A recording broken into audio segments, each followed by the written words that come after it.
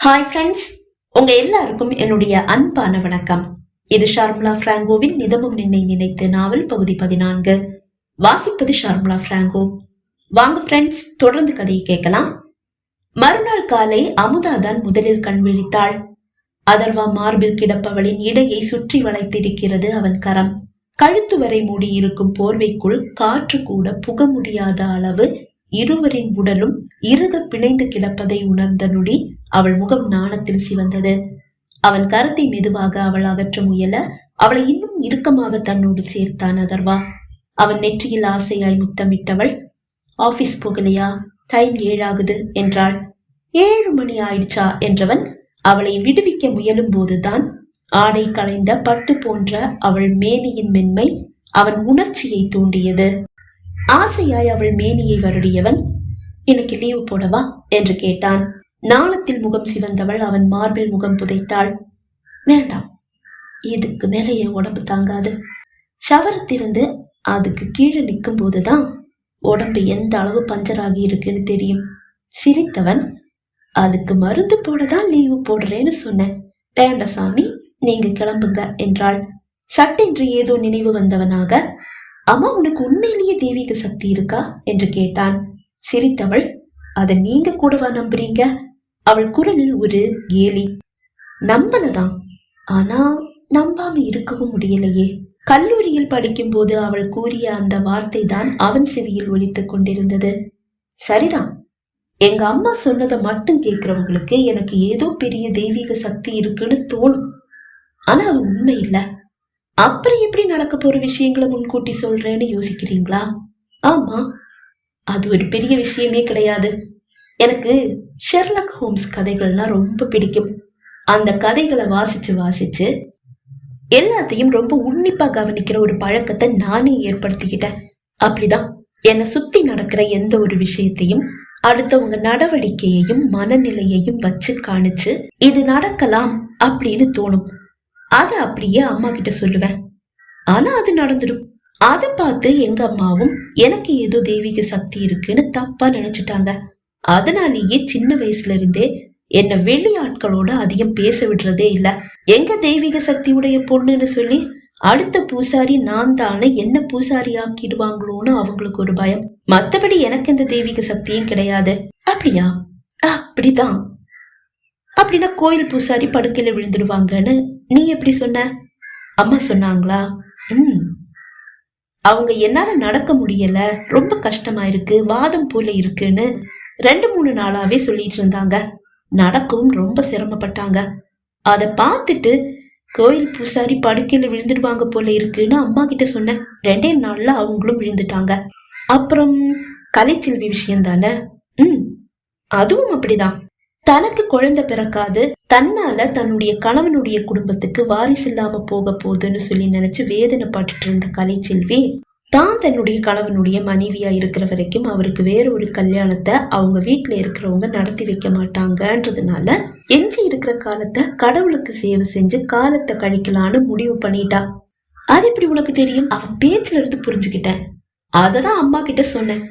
அதுவும் நடந்துடுச்சு. இப்படிதான் அதிசயங்கள் எல்லாம் நடந்துச்சே தவிர எனக்கு எந்த தெய்வீக சக்தியும் கிடையாது. புரியுதா? அப்ப சரிவா, என்னை குளிப்பாட்டி விடு என்றவன் எழுந்து அவளையும் தூக்கி கொண்டு குளியலறையை நோக்கி நடந்தான். ஐயோ, அத்தை என்ன தேடுவாங்க? அதெல்லாம் தேட மாட்டாங்க, அவங்களுக்கு எல்லாம் தெரியும். குனிந்து அவள் கழுத்தில் முத்தமிட்டபடியே அவன் கூற அவன் கழுத்தை சுற்றி வளைத்து பிடித்து கொண்டாள் அமுதா. அன்று மாலை 6 மணிக்கு அதர்வா தன் அப்பா அம்மா அமுதவர்ஷினியோடு ஹோட்டல் கரிஷ்மாவில் நண்பர்களுக்கு விருந்து கொடுத்தான். விருந்து முடிந்ததும் நண்பர்கள் அவனிடம் ஒரு கீயை கொண்டு வந்து கொடுத்தனர். என்ன இது? ஏதோ எங்களாலான சின்ன ஒரு பரிசு. இந்த ஹோட்டல்ல இருக்கிறதுலயே ரொம்ப காஸ்ட்லியான ரூமுப்பா. இந்த நைட் அந்த ரூமை உங்களுக்காக அரேஞ்ச் பண்ணியிருக்கோம். அதோட கீ தான் இது. போய் என்ஜாய் பண்ணுங்க நண்பர்களில் ஒருவன் கூற, சரிப்பா, அம்மாவையும் கூட்டிட்டு நான் கிளம்புறேன் என்று கூறி அப்பா அம்மாவோடு கிளம்பிவிட நண்பர்களும் சென்ற பிறகு அமுதா கரத்தை கோர்த்தபடியே தங்களுக்கான அறையை நோக்கி நடந்தான் அதர்வா. அந்த அறையை திறந்து கொண்டு உள்ளே வர அந்த அறை முழுவதும் பூக்களால் அலங்கரிக்கப்பட்டிருப்பதை கண்டனர். அழகான நீச்சல் குளம், அதன் நடுவில் அழகான ஒரு படுக்கை, அந்த படுக்கையும் மலர்களால் அலங்கரிக்கப்பட்டிருக்கிறது. நீச்சல் குளத்தில் கூட மலர்கள் தூவப்பட்டிருக்கின்றன. சினிமால வர்ற மாதிரியே இருக்குல்ல என்றவன், உனக்கு நீச்சல் தெரியுமா என்று கேட்டான். பொற்களஞ்சியத்துல இல்லாத குளமா? நீச்சல் எல்லாம் நல்லாவே தெரியும். அப்ப சரிவா, ஒன்னா நீந்தலாம். அவன் அழைக்க, என்ன விளையாடுவீங்களா? மாத்த வேற ட்ரெஸ் கூட இல்ல, அதுவும் சேலை கட்டி இருக்க, அதுவும் பட்டு சேலை. தண்ணியில நனைஞ்சா இதோட சோலி முடிஞ்சிடும். அவ்வளவுதானே, சேலையை கழட்டி வச்சுட்டு வந்து நீந்து. சேலையை கழட்டுறதா? அவள் விழிகள் அந்த அறையில் எரிந்து கொண்டிருக்கும் வகை வகையான மின் விளக்குகளை பார்த்து திகைத்தது. பட்ட பகல் மாதிரி இந்த ரூம் ஃபுல்லா லைட் பளிச்சு நெறியுது. இந்த இடத்துல சேலையை கழட்ட சொல்றீங்க? சிரித்தவன் அவளை இழுத்து அணைத்தபடியே அவள் சேலையின் பின்னை அகற்ற, வேண்டாம், சொன்ன கேளுங்க பிளீஸ். இந்த விஷயத்துல உன்னுடைய பேச்சு எடுபடாது. உன் பேச்ச நான் கேட்க முடியாது. ஒருத்த அவனுடைய மனைவியுடைய மேனி அழக ரசிக்கணும்னு நினைக்கும் போது அவனுடைய அந்த ஆசைக்கு தடை போடுறது சரியா? ஏக்கத்தோடு கேட்டவனின் விழிகள் அவளது மேனியில் ஆசையாய் மேய அவன் கரத்தை தட்டி விட்டவள், இவ்வளவு லைட் எரியுது, இந்த லைட்லியா? அவள் சினுங்க. அவள் இதழ்களை தன் இதழ்களால் சிறை பிடித்து அவள் பேச்சுக்கு தடை போட்டான். அவள் சேலைக்கு விடுப்பு கொடுத்தவன் அவளை தூக்கி கொண்டு நீச்சல் குளத்திற்குள் இறங்கினான். இருவரும் ஒன்றாக நீச்சல் குளத்தில் நீந்த ஆரம்பித்தனர். குளத்தில் மீனாக நீந்துபவளின் அழகை ரசித்தவன் அவளை இழுத்து அணைத்து அவள் மேனியில் முத்தங்களை பொழிந்தான்.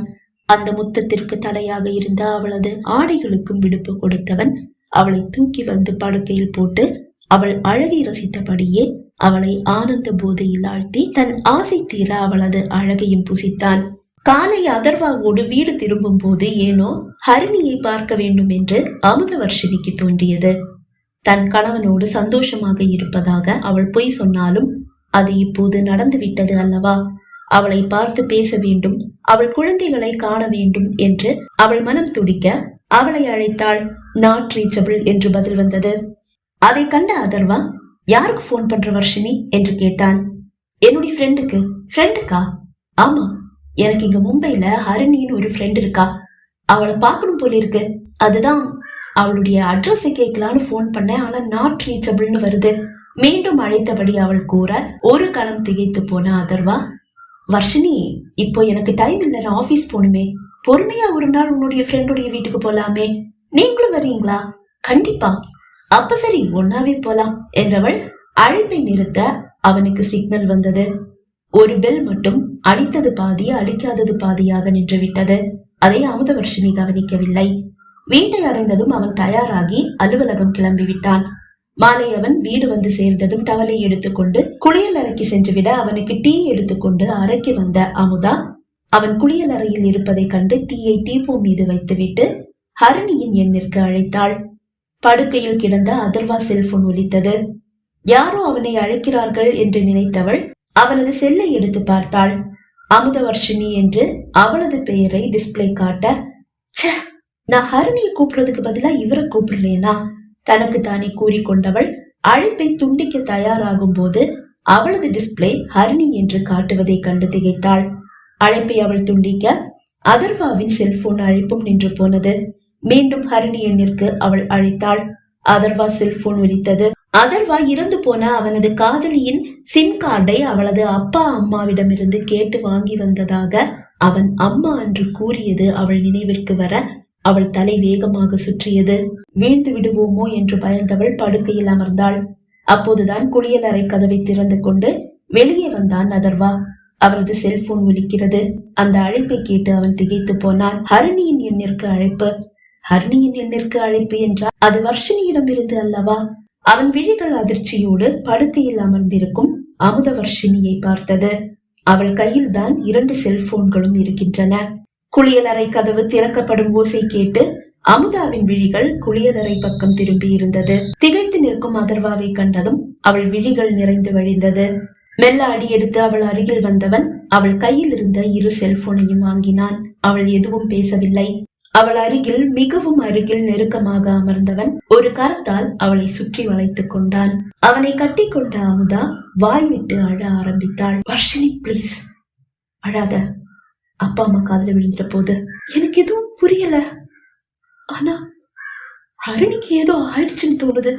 அவளை இறுக்கமாக அணைத்துக் கொண்டவன், எஸ், ஹரிணி உயிரோடு இல்ல. அப்படின்னா அப்படின்னா அதர்வா? நான் தான். உங்க முகம் எப்படி மாறி இருக்கு?